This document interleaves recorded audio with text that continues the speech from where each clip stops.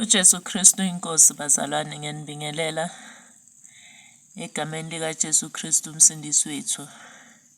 Lo khulumako ngomake Lilian Sibongile Shoba.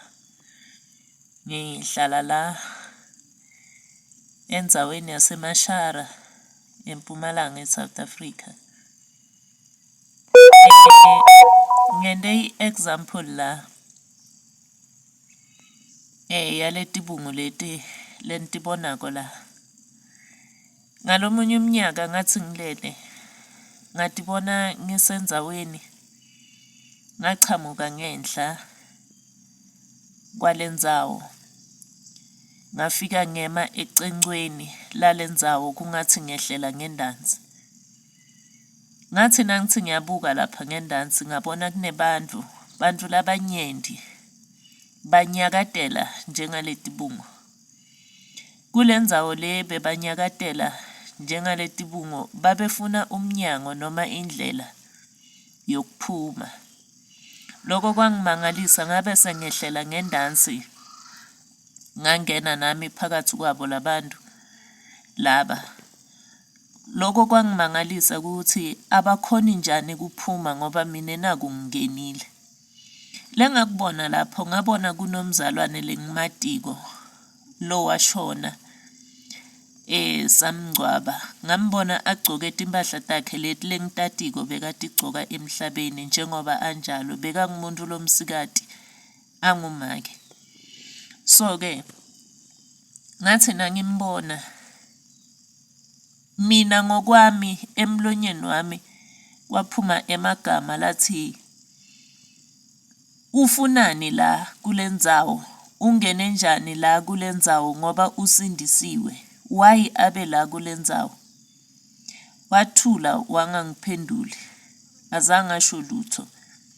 Kepha ke ngalendlela bese kanzinze ngayo kulendzawo afuna umnyango wokuphuma. Ngambona sekahleti phansi. Bantu bebanyakatela lapha kulendzawo bafuna kuphuma bangakhoni kuphuma.